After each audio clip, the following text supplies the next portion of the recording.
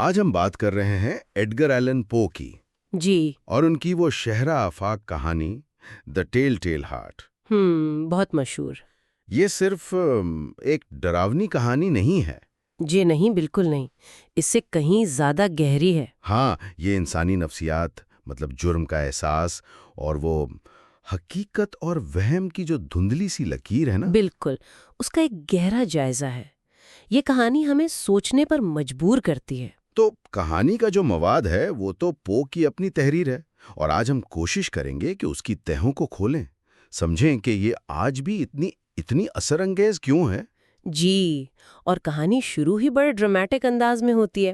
ایک راوی ہے جس کا نام نہیں پتا ہمیں، وہ سامنے آتا ہے اور بہت زور دے کر کہتا ہے کہ وہ پاگل نہیں ہے۔ ہاں، وہ کہتا ہے میں بیمار رہا ہوں، بہت بیمار، لیکن پاگل ہرگز نہیں۔ بالکل، وہ ایک بوڑھے شخص کے ساتھ رہتا ہے، لیکن اس کا مسئلہ وہ بوڑھا آدمی نہیں بلکہ اس کی ایک آنکھ ہے جسے وہ گدھ جیسی کہتا ہے۔ گدھے جیسی آنکھ، یہیں سے وہ غیر منطقی خوف، وہ جنون شروع ہوتا ہے۔ چیپ، اور یہ جنون بس ایک ناپسندیدگی نہیں ہے، یہ بڑھتا جاتا ہے۔ ہاں، اتنا کہ وہ ہر رات اس بوڑھے آدمی کے کمرے میں جھانکتا ہے، چھپ کر، اندھیرے میں۔ اور آخرکار یہ جنون ایک بہت ہی خوفناک جرم پر ختم ہوتا ہے۔ لیکن جرم پر کہانی ختم نہیں ہوتی۔ نہیں، اصل نفسیاتی کھیل تو اس کے بعد شروع ہوتا ہے۔ جیب، جرم کا بوجھ، وہ ضمیر کی خلش، یہ سب راوی کے اندر ایک طوفان کھڑا کر دیتا ہے۔ اور یہیں ہمیں پو کا کمال نظر آتا ہے۔ پو جو گوتھک فکشن اور نفسیاتی ہولناکی کے استاد مانے جاتے ہیں۔ بالکل، 1809 میں پیدا ہوئے۔ ان کی کہانیاں انسانی ذہن کے وہ تاریک کونوں کو کھوجتی ہیں، پاگل پن، جرم، خوف۔ اور انہوں نے جدید ادب پر، خاص طور پر جاسوسی اور ہارر پر گہرا اثر ڈالا ہے۔ یقیناً۔ تو آئیے اس کہانی کے متن میں ذرا گہرائی میں اترتے ہیں۔ جی، اور دیکھتے ہیں کہ یہ راوی کیسے اپنی ہی ذہن کے جال میں پھنستا چلا جاتا ہے۔ بیمار، لیکن تم کیوں کہتے ہو کہ میں پاگل ہوں؟ وہ دلیل دیتا ہے کہ بیماری نے اس کے حواس کو تیز کر دیا ہے، خاص طور پر سننے کی حس کو۔ اور وہ دعویٰ کرتا ہے میں نے جنت سے آوازیں سنی اور میں نے جہنم سے آوازیں سنی۔ یہیں ہمیں شک ہونے لگتا ہے۔ بالکل۔ یہ ناقابل اعتماد راوی والی بات جو ہے، وہ خود کو ٹھیک ثابت کر رہا ہے، لیکن اس کی باتیں ہی اس کے خلاف جا رہی ہیں۔ مطلب اس کی صفائی ہی اس کے پاگل پن کا ثبوت بن رہی ہے۔ جی، وہ بڑی چالاکی سے ہمیں اسی کے نقطہ نظر سے کہانی دکھاتا ہے، ہم بھی جیسے اس کے ذہن میں قید ہو جاتے ہیں۔ اور پھر وہ وجہ بتاتا ہے، یا شاید وجہ نہ ہونے کی وجہ بتاتا ہے۔ ہاں، کہتا ہے بوڑھے آدمی سے کوئی دشمنی نہیں تھی، بلکہ وہ تو اسے پیار کرتا تھا۔ پیسہ بھی نہیں چاہیے تھا۔ نہیں، کچھ نہیں، مسئلہ صرف ایک تھا، وہ آنکھ۔ اس کی آنکھ گدھ جیسی تھی، ایک ہلکی نیلی آنکھ جس پر ایک جھلی تھی۔ جب بھی وہ آنکھ مجھ پر پڑتی، میرا خون سرد ہو جاتا تھا۔ یہ تفصیل کتنی عجیب اور غیر منطقی ہے۔ یہ گدھ جیسی آنکھ صرف ایک وہ جسمانی خرابی نہیں ہے، یہ کہانی کا مرکز ہے۔ گدھ کا تعلق موت سے، شکار سے ہوتا ہے، تو کیا یہ آنکھ راوی کے لیے کسی فیصلے کی علامت ہے؟ یا شاید اپنی موت کا خوف؟ ہو سکتا ہے، یا یہ بھی ہو سکتا ہے، اور یہ زیادہ گہری بات ہے، کہ وہ آنکھ ایک آئینے کی طرح تھی۔ آئینے کی طرح؟ مطلب جس میں راوی کو اپنی ہی خرابی، اپنی اندرونی تاریکی نظر آتی تھی۔ وہ اسے ختم کرنا چاہتا تھا، لیکن غلطی سے اس کا نشانہ وہ بوڑھا آدمی اور اس کی آنکھ بن گئے۔ اچھا، تو یہ غیر منطقی جنون ہی اس کے عمل کی بنیاد بنا۔ جی، اور پھر وہ اپنی منصوبہ بندی بتاتا ہے بڑے فخر سے۔ ہاں، کہتا ہے تم سمجھتے ہو میں پاگل ہوں؟ ایک پاگل آدمی اتنی عقل مندی سے منصوبہ بندی نہیں کر سکتا۔ وہ بتاتا ہے کہ پورا ہفتہ وہ بوڑھے آدمی سے کتنا اچھا سلوک کرتا رہا، جبکہ اندر ہی اندر قتل کا منصوبہ چل رہا تھا۔ ہر رات ٹھیک 12 بجے انتہائی احتیاط سے دروازہ کھولتا، ہاتھ میں لالٹین لے کر۔ جی، ایک بند لالٹین، اور کوشش کرتا کہ روشنی کی ایک باریک سی کرن صرف اس آنکھ پر ڈالے۔ 7 راتوں تک یہی کیا، لیکن ناکام رہا، کیونکہ آنکھ ہمیشہ بند ہوتی تھی۔ وہ کہتا ہے نا، کیونکہ یہ بوڑھا آدمی نہیں تھا جس سے مجھے نفرت تھی، یہ اس کی بری آنکھ تھی۔ یہ جو اتنی میٹیکولس منصوبہ بندی ہے، جسے وہ اپنی ذہنی صحت کا ثبوت سمجھتا ہے، ہاں، وہ اصل میں اس کے جنون کی گہرائی دکھاتی ہے۔ یہ ایک طرح کا وہ میتھوڈیکل میڈنس ہے، منظم پاگلپن. پرسکون منصوبہ بندی اور اتنا وحشیانہ مقصد، یہ تضاد ہی تو خوفناک ہے. بالکل. پھر آتی ہے 8ویں رات. اس بار وہ پہلے سے بھی زیادہ محتاط ہے. کہتا ہے میرا ہاتھ گھڑی کی سوئی سے بھی آہستہ چل رہا تھا. اسے اپنی چالاکی پر بڑا فخر محسوس ہو رہا تھا. بوڑھا آدمی سو رہا تھا، بالکل بے خبر کہ موت دروازے پر ہے. لیکن پھر ایک چھوٹی سی آواز ہوتی ہے. شاید اس کا انگوٹھا لالٹین سے پھسل جاتا ہے اور بوڑھا آدمی فوراً اٹھ بیٹھتا ہے، چیختا ہے کون ہے وہاں؟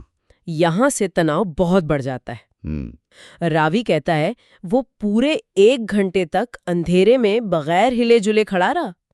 1 گھنٹہ؟ جی. اور وہ دعویٰ کرتا ہے کہ وہ بوڑھے آدمی کی بڑھتی ہوئی دہشت کو محسوس کر رہا تھا، کہ بوڑھا آدمی جان گیا تھا کہ موت وہاں ہے. یہ بڑا عجیب نفسیاتی موڑ ہے. وہ اپنے موجودگی کو موت کہہ رہا ہے. ہاں، وہ اپنے ارادے کو بوڑھے آدمی کے احساسات پر پروجیکٹ کر رہا ہے. وہ شکاری ہے لیکن شکار کے خوف سے بھی جیسے لطف لے رہا ہے. آخرکار وہ ہمت کرتا ہے، لالٹین کا ڈھکن آہستہ آہستہ کھولتا ہے. یہاں تک کہ روشنی کی ایک مدھم سی کرن سیدھی اس آنکھ پر پڑتی ہے. اور اس بار وہ کھلی ہوئی تھی.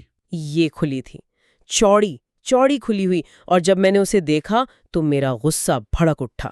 وہ کہتا ہے میں نے صرف وہ آنکھ دیکھی، باقی کچھ نہیں. اور اسی وقت اسے ایک اور آواز سنائی دینا شروع ہوتی ہے. دھیمی، مدھم، تیز دھڑکن. وہ کہتا ہے یہ بوڑھے آدمی کے دل کی دھڑکن تھی. لیکن کیا یہ واقعی اس کی تھی؟ یہی تو سوال ہے. کیا بوڑھے آدمی کا دل خوف سے اتنا تیز دھڑک رہا تھا کہ سنائی دے؟ یا یہ راوی کے اپنے دل کی آواز تھی، اس کے اپنے جوش خوف کی وجہ سے؟ یا پھر یہ صرف ایک وہم تھا، اس کے جرم کے احساس کا نتیجہ؟ اور یہ ابہام ہی تو اس کی طاقت ہے. یہ دل کی دھڑکن حقیقت اور وہم کی سرحد کو مٹا دیتی ہے. اور یہ آواز، یہ دھڑکن کہانی میں بار بار آتی ہے، ایک موٹیف کی طرح. جی، جو آنے والے انجام کی طرف اشارہ کرتی ہے. یہ آواز بلند ہوتی جاتی ہے. راوی کو ڈر لگتا ہے کہ کوئی پڑوسی سن لے گا. اس کا اپنا کنٹرول ختم ہونے لگتا ہے. وقت آ گیا تھا. وہ چیختا ہے، لالٹین گراتا ہے اور کمرے میں کود پڑتا ہے. بوڑھا آدمی بھی چیختا ہے، صرف ایک بار. راوی اسے فرش پر گراتا ہے اور بھاری پلنگ اس پر الٹ دیتا ہے. وہ کہتا ہے کہ کچھ دیر تک پلنگ کے نیچے سے دل کی دبی دبی آواز آتی رہی. لیکن پھر رک گئی. بوڑھا آدمی مر چکا تھا. راوی پلنگ ہٹاتا ہے، لاش کو دیکھتا ہے. ہاں، وہ پتھر کی طرح مردہ تھا. اس کی آنکھ مجھے مزید پریشان نہیں کرے گی. اس میں ایک عجیب سی وہ فتح مندی ہے. اور اس کے بعد جو وہ کرتا ہے وہ شاید قتل سے بھی زیادہ ہولناک ہے. لاش کو ٹھکانے لگانا. جی، اور وہ بھی مکمل سکون سے. کہتا ہے اگر تم اب بھی مجھے پاگل سمجھتے ہو تو اب نہیں سمجھو گے جب میں بتاؤں گا کہ میں نے کتنی عقل مندی سے لاش چھپائی. وہ تفصیل سے بتاتا ہے کہ کیسے ٹکڑے کیے، سر، بازو، ٹانگیں. اور یہ کام ٹب میں کیا تاکہ خون کا ایک قطرہ بھی نہ گرے. کتنی ٹھنڈے دل سے. پھر اس نے فرش کے 3 تختے اکھاڑے، لاش کے ٹکڑے نیچے رکھے. اور تختوں کو اتنی صفائی سے واپس لگایا کہ کوئی پہچان نہ سکے. کوئی انسانی آنکھ، حتیٰ کہ اس کی آنکھ بھی نہیں، کچھ غلط تلاش نہیں کر سکتی تھی.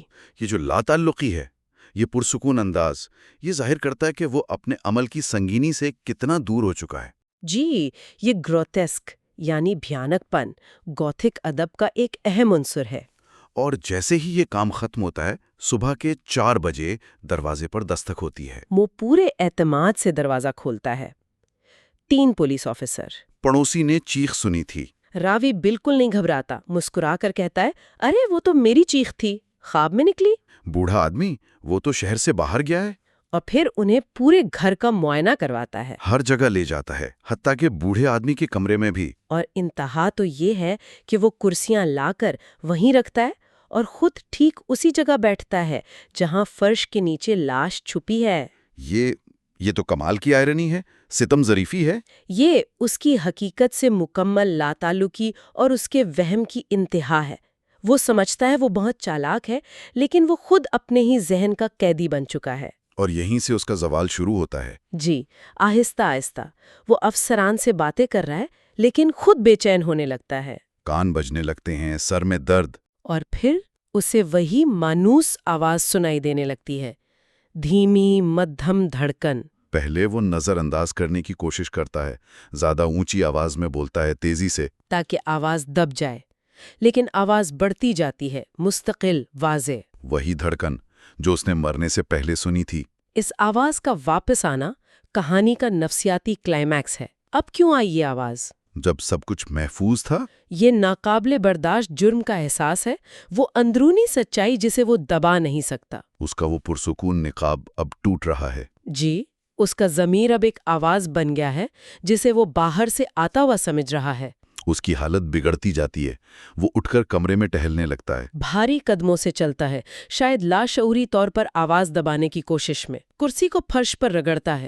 پولیس والے آرام سے بیٹھے ہیں، انہیں کچھ پتہ نہیں۔ لیکن راوی کو یقین ہو جاتا ہے کہ وہ بھی سن رہے ہیں۔ اسے شدید وہم، پیرانویا ہو جاتا ہے۔ وہ سوچتا ہے افسران جان بوجھ کر انجان بن رہے، اس کا مذاق اڑا رہے۔ وہ سن رہے تھے، مجھے شبہ ہوا، وہ جانتے تھے، وہ میرے خوف کا مذاق اڑا رہے تھے۔ پو کس طرح آواز کو یا آواز کے تصور کو نفسیاتی دہشت کے لیے استعمال کرتا ہے، یہ کمال ہے۔ آواز بلند ہوتی جاتی ہے، بلند سے بلند تر۔ یہ بلند ہوتی گئی، بلند بلند۔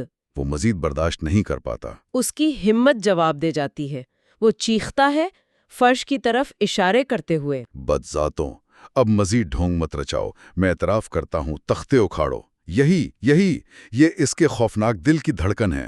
اور بس کہانی ختم۔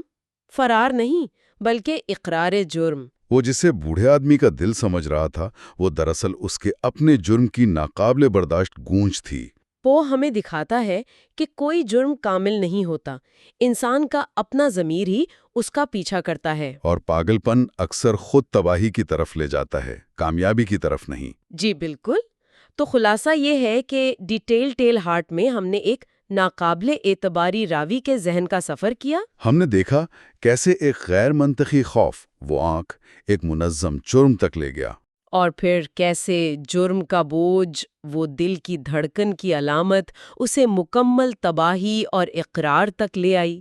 پو کا کمال یہی ہے کہ وہ کم الفاظ میں انسانی نفسیات کی گہرائیاں چھو لیتے ہیں۔ بالکل، اور یہ کہانی آج بھی اتنی ہی متعلقہ ہے کیونکہ یہ بنیادی انسانی خوف سے جڑی ہے، پاگل پن کا ڈر، جرم کا بوجھ، پکڑے جانے کا خوف۔ اور یہ سوال کہ ہم اپنے حواس پر کتنا بھروسہ کر سکتے ہیں۔ جی، پو نے جس طرح نفسیاتی تناؤ کو الفاظ میں ڈھالا، اس نے آنے والے ادب، خاص طور پر تھرلر اور ہارر کی بنیاد رکھی۔ تو آخر میں سننے والوں کے لیے ایک سوال چھوڑ جاتے ہیں، ہم کیا وہ گدھ جیسی آنکھ واقعی صرف ایک بوڑھے آدمی کی آنکھ تھی؟ یا وہ راوی کے اپنے اندر کے کسی خوف، کسی گناہ یا اس کی اپنی بگڑتی ذہنی حالت کی علامت تھی، جسے وہ ختم کرنا چاہتا تھا لیکن کر نہیں پایا؟ ایک دلچسپ سوال جو پو کی تحریر کی کئی پرتوں کو ظاہر کرتا ہے۔ اس گہری گفتگو کا حصہ بننے کے لیے بہت شکریہ۔ شکریہ۔ امید ہے پو کے ذہن اور اس کہانی کی تاریکیوں کا یہ سفر دلچسپ رہا ہوگا۔